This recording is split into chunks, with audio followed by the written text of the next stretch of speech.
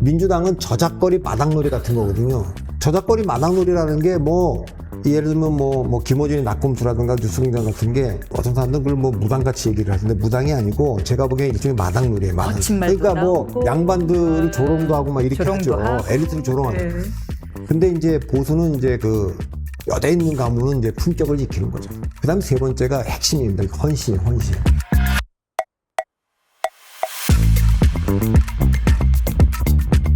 국민의힘 이야기부터 해보겠습니다. 한동훈 친정체제 구축입니다. 먼저 여쭤볼게요. 제가 잘 몰라서 친정체제, 친정이 무슨 뜻이에요? 근데 뭐 저는 뭐 친정체제라는 표현을 저는 안 쓰니까 네. 예, 그 표현을 뭐 저한테 물어봐야 모르지만 뭐 구인 지도부로 돼 있지 않습니까? 네. 예, 그러니까 그 중에 이제 뭐 정책위 의장이 누가 되느냐에 따라서 숫자가 4대 5냐 5대 4냐 이런 얘기. 그것 때문에 이제 친정체제다 이런 얘기를 하는데 저는 뭐 그런 수적 우위, 뭐 사실 왜냐하면 표결할 게 별로 없어요. 별로 표결로 이렇게 하는 게 아니기 때문에 왜냐하면 합의제 모델이 아니거든요. 네. 지금 단일 지도 체제로 당대표를 따로 뽑지 않습니까? 그러니까 집단 지도 체제라면 협의자 성격이 좀 있고 그러면 표결을 좀 하게 되니까 수적 우위가 중요하지만 실제로 별로 이게 수적 우위가 중요하지 않아요. 그러니까 당대표가 주로 하는 거고 다만 그래서 그 정점식 의장은 교체하는 게 좋겠다고 저도 의견을 밝힌 거는 변화 메시지를 줘야 되기 때문에 정점식 의장이 화합의 상징이 돼버리는 바람에 그러니까 그런 면에서 불가피하게 교체할 수밖에 없었던 것 같다. 네. 그래서 정점식 전 정책위 의장이 결국에는 물러서고 지금 김상훈 의원이 대구 4선 의원이죠. 대구 4선 의원이 임명됐고요. 그 다음에 지명직 최고위원으로는 김종혁. 뭐라고 얘기를 해야 되죠? 이분이. 전에 사무부총장도 했고, 고양시 당협위원장이죠. 네. 그러니까, 일찍이 한동훈 위원장 측에. 친한파로 좀 돼 있는 분이고, 수도권에 나가서 선거 떨어졌으니까, 아무래도 이제 변화가 없으면, 고양시 같은 데는 어려우니까, 그런 측면에서, 일찍 친한파가 됐고, 이번에 이제, 오래전부터 예견이 좀 됐어요. 그분이, 그러니까,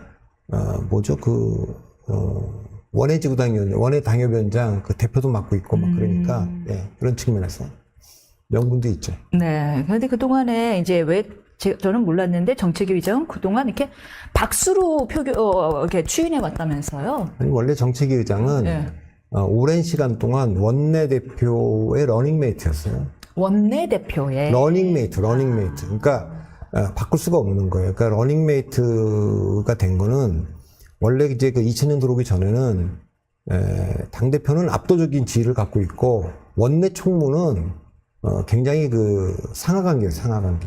근데 이게 우리나라 정당 개혁을 하면서 원내 정당화 논의가 된 거예요. 이게 약간의 미국의 영향을 받은 거죠. 미국은 원내 정당이잖아요. 그러니까 뭐 중앙당도 없고 거기 RNC, DNC라는 그거 있는데 우리나라 중앙당 같은 당이 아니에요. 그러니까 그래서 상원의장, 하원의장, 다수당 원내대표, 소당 원내대표 이런 사람들이 지도자들이죠. 그러니까 그거를 이제 그대로 우리가 조금 갖고 와서 원내대표의 위상을 좀 올렸죠.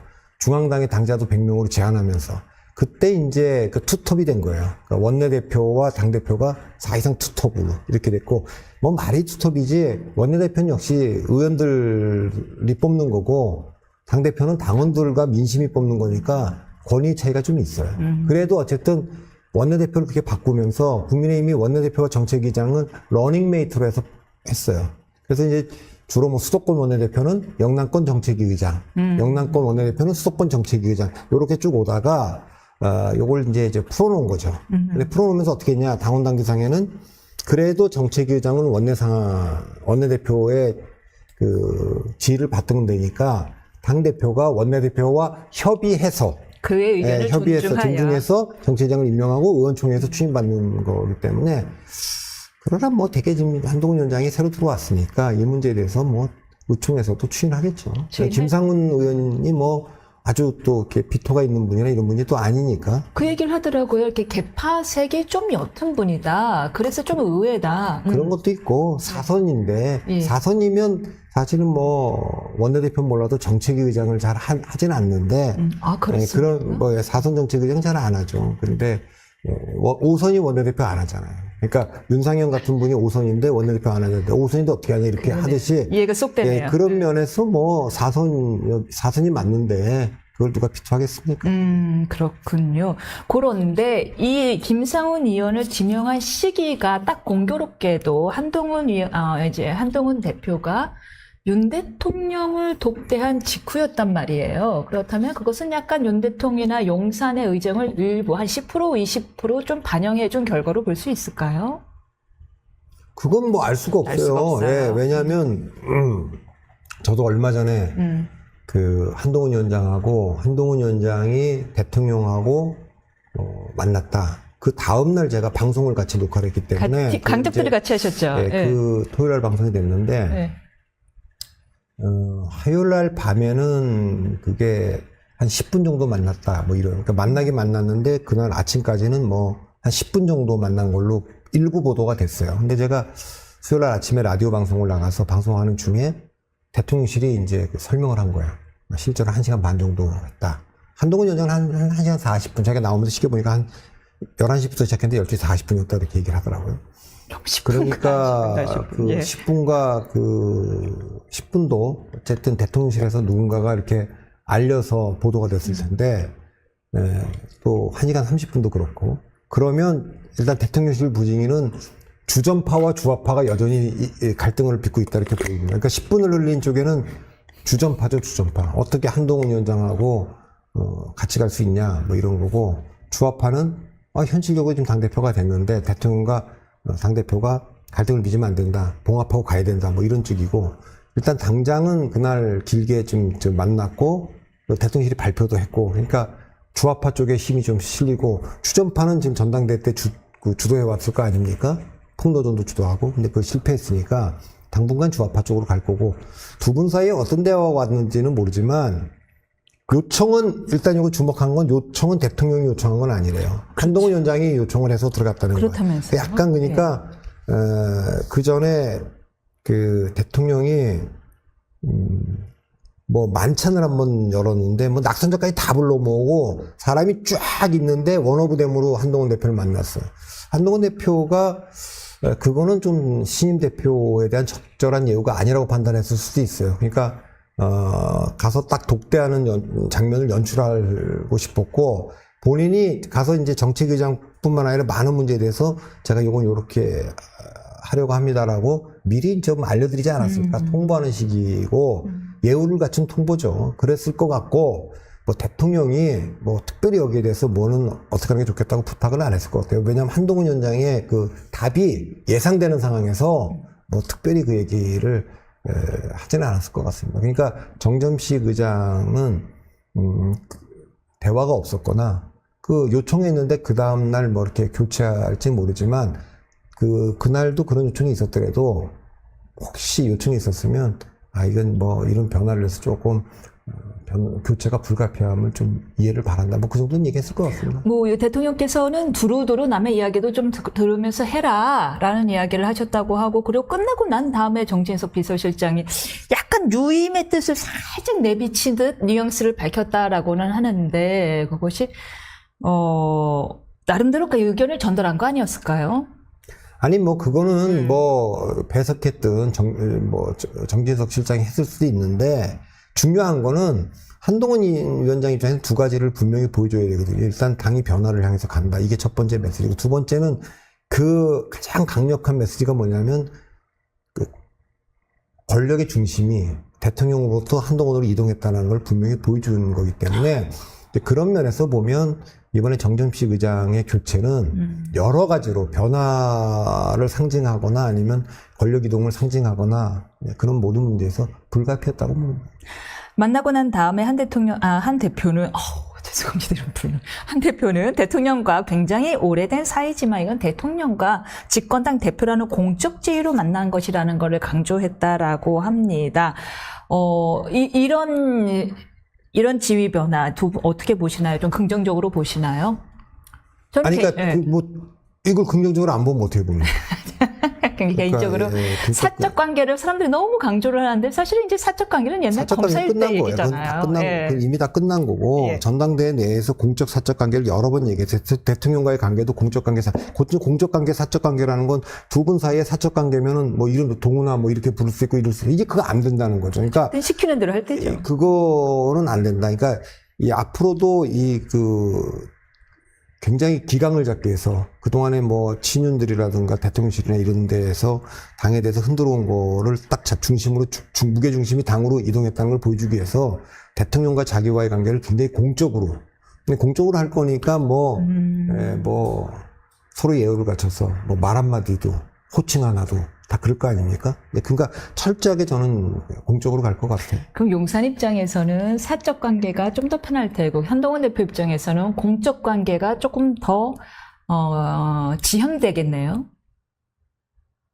아니 그 공적 관계는 선언한 거고 대통령 쪽에서도 사적 관계가 더 편한지는 알 수 없는데 그렇게 할 수가 없다는 현실을 이제 현타가 온 거죠. 잠깐 속보 말씀드리고 가겠습니다. 한동훈 국민의힘 대표가 뭐 예상하신 대로 원외 친한계인 김종영 조지부총장 선임했고 수석 대변인으로는 곽규택 한지아 의원을 선임했습니다. 전력기획부 총장에는 신지우 전 의원, 조지부총장에는 정성국 의원이 발탁되었습니다. 여기까지는 다 예견된 분들인데 네. 곽규택, 한지아 두 분은 한 분은 유명한 그 감독의 동생이고 부산 분들이 많네요. 그러니까 그 정성국 의원도 교총회장 출신인데 이번에 부산에 나와서 됐죠. 곽 감독님 동생이에요?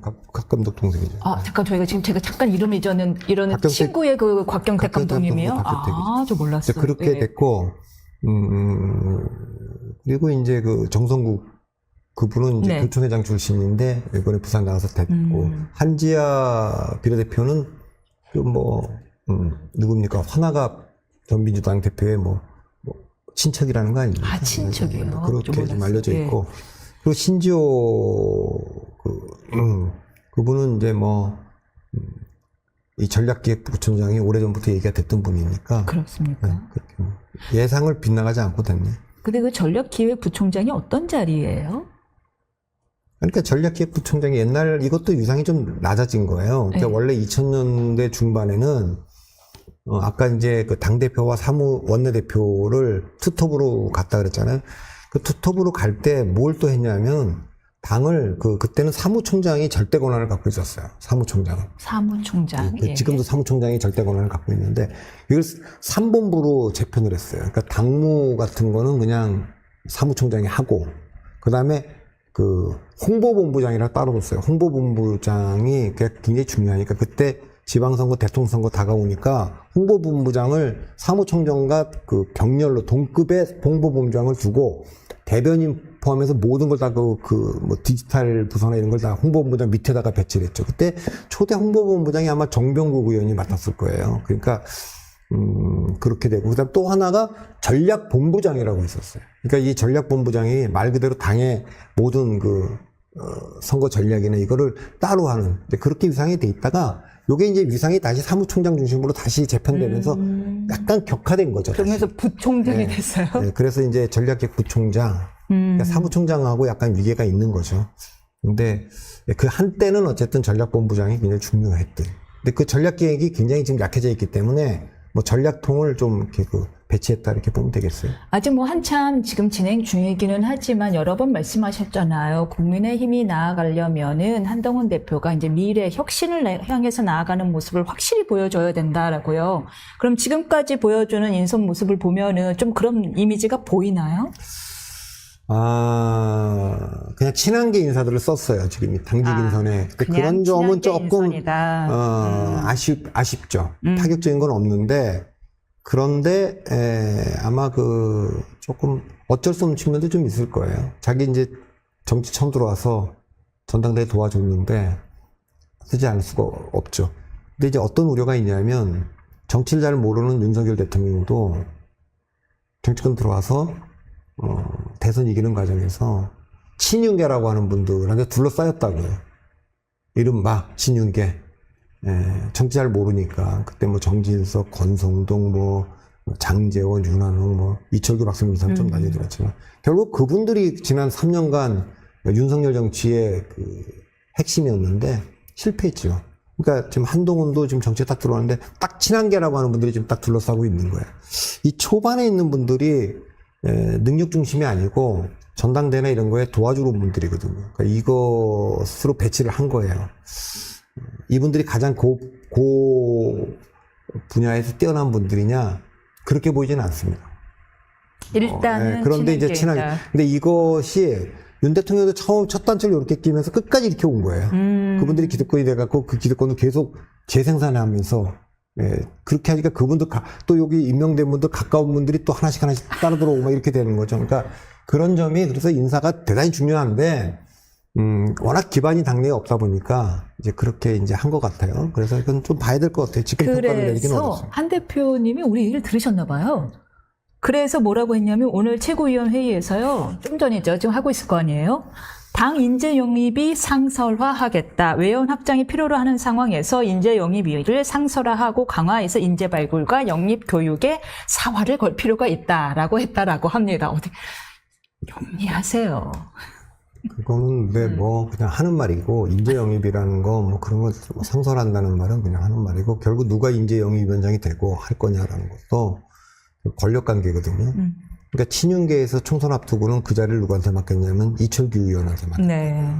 나중에 한동훈 의원이 공동위원장 맡았지만 결국 어떤 사람이 인재 영입위원장이 되느냐에 따라서 어떤 인재가 들어오느냐가 결정되는 거예요. 그런 면에서 개파가 또 만들어지면 당내에서 또 분열이 있을 수 있고 그렇기 때문에 근데 지금 당장은 뭐 워낙 기반이 없었으니까 그리고 친윤계가 여전히 힘이 있는 상황이니까 네. 그렇기 때문에 좀 어쩔 수 없어 보이긴 합니다만 대단한 변화가 왔다 이렇게 보이진 않는 인선입니다. 예, 다수 말씀을 해주셨습니다. 이런 가운데 지금 한동훈 대표 같은 경우는 국민의힘에 보기 드물게 팬덤을 갖고 있는 정치인 아니겠습니까? 근데 이 팬덤에 대해서도 그간은 우리는 조금 다르다라는 다르다라는 자긍심들을 비추어 왔는데 이번에 점정식 정책위 의장이나 이런 문제에 있어서 한동훈 대표의 팬덤도 상당히 과격하다. 이거 좀 우려되는 거 아니냐. 다른 팬덤과 마찬가지로 좀 감정적으로 흐르는 거 아니냐라는 우려가 생기고 있습니다.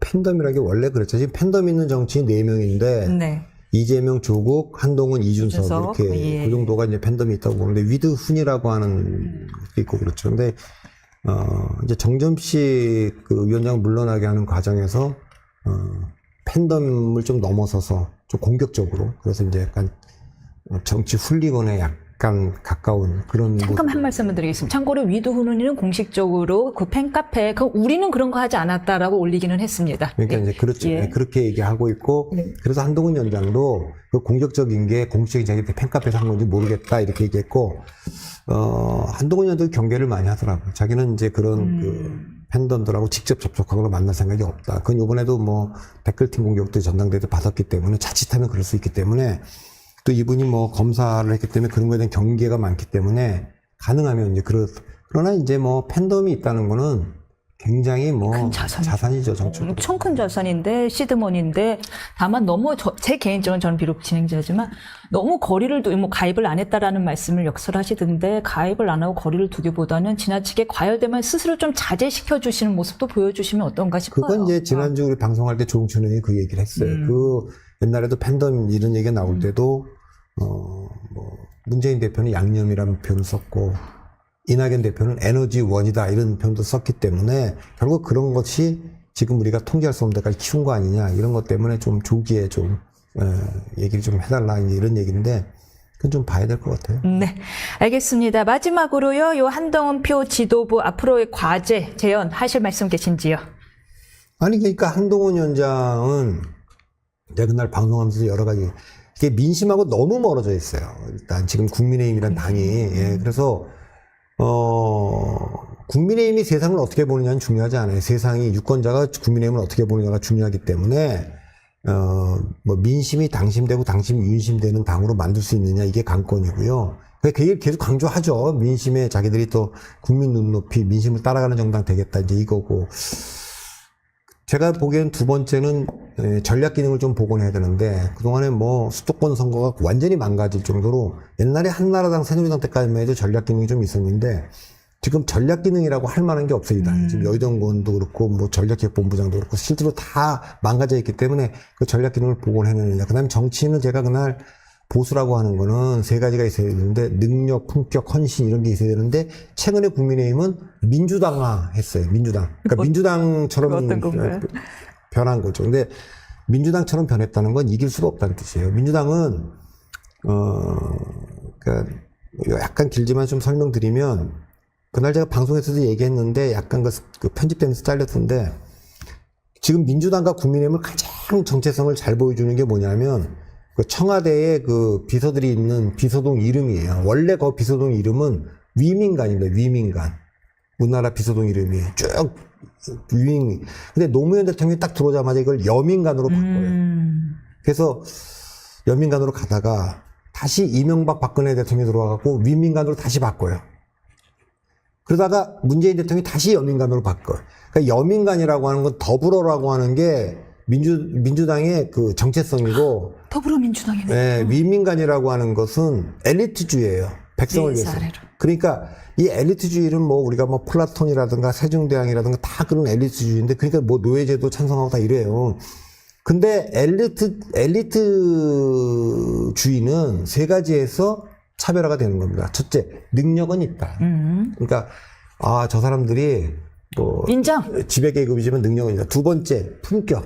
그러니까 지금 민주당은 저작거리 마당놀이 같은 거거든요. 저작거리 마당놀이라는 게 뭐 예를 들면 뭐 김어준이 낙곰수라든가 뉴스공장 같은 게 뭐 어떤 사람들은 그걸 뭐 무당같이 얘기를 하는데 무당이 아니고 제가 보기엔 일종의 마당놀이에요. 마당. 그러니까 뭐 나오고. 양반들이 조롱도 하고 막 이렇게 하죠. 하고. 엘리트를 조롱하고. 네. 근데 이제 보수는 이제 그 여대 있는 가문은 이제 품격을 지키는 거죠. 그 다음에 세 번째가 핵심입니다. 헌신.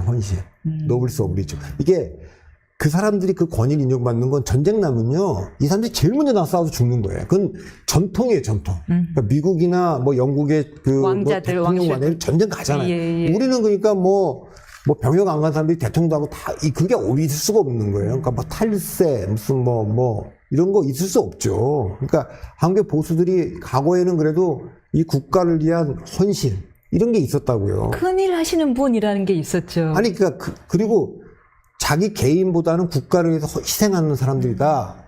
당연히 그게 있죠. 전쟁 나면 싸우고, 세금도 가장 많이 내고, 그 다음에 내가 당을 위해서나 국가를 위해서 내가 하고 싶은 일이 있어도 양보하고, 그래서 이거 다 망가졌어요. 그러니까 어떻게 보면, 이렇게 보수를 찍어줘야 될 이유가 없는 거죠. 뭐 말들도 함부로 하고요. 근데 그게 사자하고 호랑이가 싸우는데 누가 이길 거냐?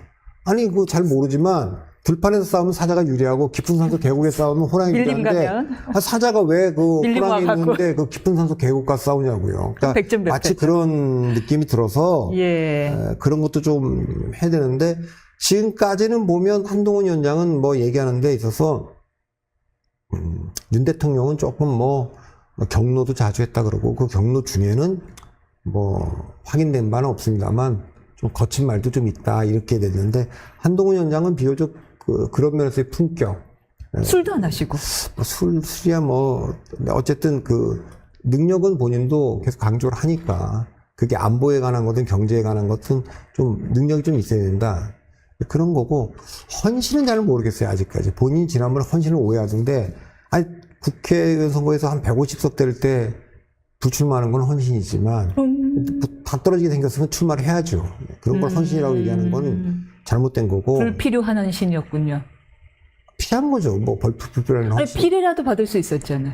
비례를 전쟁 때 다 나가 싸우고, 뭐, 원희룡도 이재명하고 붙는다 그러고 다 그러는데, 그럼 본인은 나가 싸워야 되죠.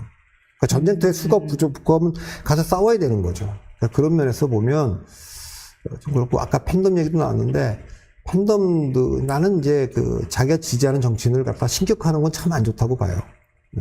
그래서 지금 벌써 그런 조짐이 보이죠. 한동훈은 뭐 모든 게 뛰어나고 막 그냥 찬양하는 그 경계해야 됩니다. 근데 그런데 혹하면 안 되죠.